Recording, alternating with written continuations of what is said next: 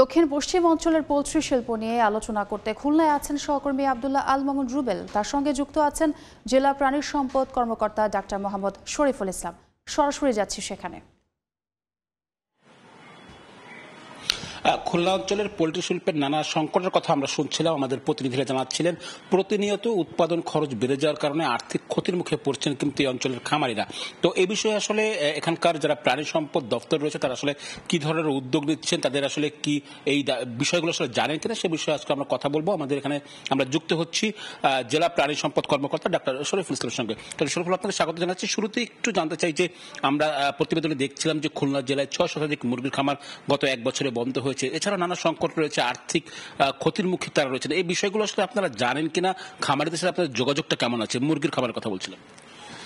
জি, ধন্যবাদ। আসলে এটা আমাদের নলেজে আছে আর কি। বিগত এখন মুরগির খামার বন্ধ হওয়ার অনেকগুলো কারণ রয়েছে। তার মধ্যে একটা হলো যে একদিন বয়সে যে মুরগির বাচ্চা, এখান থেকে 5-6 মাস আগে যে দাম ছিল এখন তার থেকে প্রায় দ্বিগুণ বেশি বেড়ে গেছে। একটা হচ্ছে একদিন বয়সে মুরগির বাচ্চার দাম বেড়ে গেছে। খাদ্য মুরগির দিনে যে বিভিন্ন যে ভুট্টা সয়াবিন যে খাবারগুলো খায়, খাবারের দাম বেড়ে গেছে। ভ্যাকসিন, ইলেকট্রিক বিল সবকিছু মিলে উৎপাদন খরচ বেড়ে গেছে। 2 নম্বর হলো বিভিন্ন প্রাকৃতিক দুর্যোগের কারণ, যেমন কিছুদিন আগে যে বন্যা হলো এবং অতিরিক্ত গরম পড়লো, এই যে খরা, অত্যাধিক ঠান্ডা, অত্যাধিক গরম, বিভিন্ন ক্লাইমেটিক্যাল চেঞ্জের কারণগুলো আসলে তো চাষিরা বললেন। তো আসলে আপনারা জানার পর আপনাদের এর থেকে আসলে কি ধরনের উদ্যোগ নেওয়া হয়ে থাকে?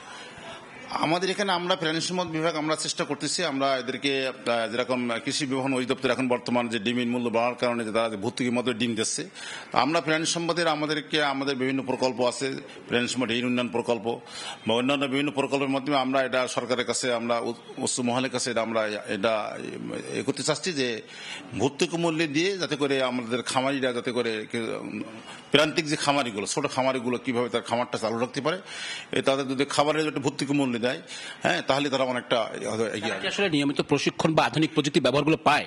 প্রশিক্ষণগুলো আমাদের প্রাণী সম্পদ ডিপার্টমেন্ট বিভিন্ন আমাদের প্রকল্পের মাধ্যমে বা আমাদের রাজস্ব বিভিন্ন বরাদ্দের মাধ্যমে আমাদের বিভিন্ন উপজেলায় জেলায় আমাদের নিয়মিত প্রশিক্ষণ কার্যক্রম চালু আছে। একটা বিষয় হচ্ছে গিয়ে বলা হয় যে মধ্যস্বত্ব ভোগীরা আসলে মূল লাভটা নিয়ে যায়, এটি আসলে আপনারা জানেন কিনা? এটি আসলে কোনো তাদের একটা দাবি ছিল আলাদা একটি মার্কেটের। এটা একটা মেন কারণ আর কি, যত হাত বদল হয় তখন দাম বাড়ে। এজন্য আমরা যারা খামারিরা ডিম, দুধ, মাংস যারা উৎপাদন করে, এরা সরাসরি যাতে একটা মার্কেটে বিক্রি করতে, এই ব্যাপারে আমাদের কিছুদিন আগে একটা আমাদের মন্ত্রণালয় অতিরিক্ত সচিব মহোদয় আসছিলেন। আমাদের খুলনা বিভাগে কিছু উন্নয়ন প্রকল্প হাতে নেওয়া হয়েছে। তার মধ্যে একটা প্রস্তাব আমার নিজেই ছিল যে আমরা খামারিরা তাদের উৎপাদন দ্রব্য যদি মানে মধ্যস্বত্বভোগীরা সরাসরি বিক্রি করতে পারে, তাহলে দ্রব্যমূল্যের দাম কমবে, মানে ভোক্তারা কিনতে পারবে এবং খামারিরা ন্যায্য মূল্য পাবে। এক্ষেত্রে আলাদা মার্কেট করার জন্য একটা প্রকল্প হাতে নেওয়া হয়েছে। এটা বাস্তবায়ন হলে আশা করা যায় এটা এই সমস্যার সমাধান। প্রকল্প কি বাস্তবায়নের পথে? বাস্তবায়ন কেবল উদ্যোগ, কেবল প্রকল্প কেবল প্ল্যানিং গেছে আর কি, উদ্যোগ হবে ইনশাআল্লাহ, তাড়াতাড়ি হয়ে যাবে। আরেকটা বিষয় একটু জানতে চাইলাম যে ছোট খামারিরা প্রায় বলে থাকেন যে সিন্ডিকেট একটা বড় কারণ, অর্থাৎ বড় ব্যবসায়ীরা নানাভাবে ছোট ব্যবসায়ীদের আটকে রাখার ফলে তারা খামারিরা লাভবান হতে পারে না। এই বিষয়টা আপনার নজরে আছে কিনা, সেক্ষেত্রে আপনাদের করণীয় কিছু আছে কিনা? হ্যাঁ, এখানে আসলে বড় বড় যারা খামারি, যারা বিশেষ করে বাচ্চাগুলো দেখা যাচ্ছে, বাচ্চাগুলো তো এই বড় খামারিদের কাছ থেকে নিতে হয়। যারা হ্যাসারির মালিক তারা আবার বড় খামারি, তারা এই দামগুলো তারা নিয়ন্ত্রণ করে থাকে। বড় বড় যে খামারিগুলো আছে, আমাদের বিশেষ করে খুলনা বিভাগে তেমন কোনো ভালো বড় হ্যাসারি নেই, সব বাইরের থেকে অন্য বিভাগ থেকে আনতে হয়। হ্যাসারি মালিকরা তারা বাচ্চাটা দাম বাড়ে, আবার তারা নিজেরাই বাচ্চা উৎপাদন করে, এই জন্য তারা দামটা তারাই আসলে নিয়ন্ত্রণ করে।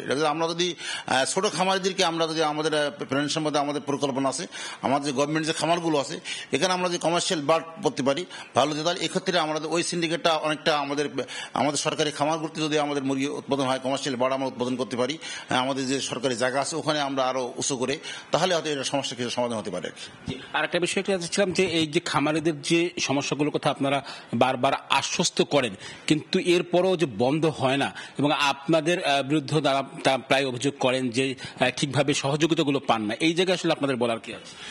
সহযোগিতা আমাদের আসলে, আমরা তো সরকারি চাকরি করে, আমাদের সহযোগিতা যখন বিভিন্ন বরাদ্দ থাকে, সীমাবদ্ধ থাকে, বিভিন্ন উন্নয়নমূলক যখন প্রকল্প, এই যে একটা প্রকল্প কথা বললাম, এই প্রকল্পে যখন আমাদের পাস হবে তখন খামারিদেরকে ভর্তুকি মূল্য দেওয়া হবে।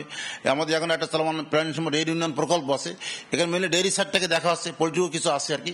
এরকম উন্নয়নমূলক একটা প্রকল্প যখন হয় তখন প্রকল্প থেকে আমরা তাদের সুবিধাগুলো দিতে পারি আর কি। ধন্যবাদ আপনাকে। দর্শক, শুনছিলাম পোল্ট্রি শিল্পের যে সংকট রয়েছে খুলনা অঞ্চলে, সেসব নিয়ে আসলে এখানকার প্রাণী সম্পদ দপ্তর তাদের যে উদ্যোগ, সেই উদ্যোগের কথা বলছিলেন এবং তারা আশা করছেন যে এই উদ্যোগগুলো বাস্তবায়ন হলে খুলনা অঞ্চলের পোল্ট্রি শিল্প আবারও ঘুরে দাঁড়াবে। তো আমার কাছে এই ছিল খুলনা থেকে পোল্ট্রি শিল্প নিয়ে সবশেষ। খুলনা থেকে সহকর্মী রুবেল যুক্ত হয়েছিলেন আমাদের সঙ্গে।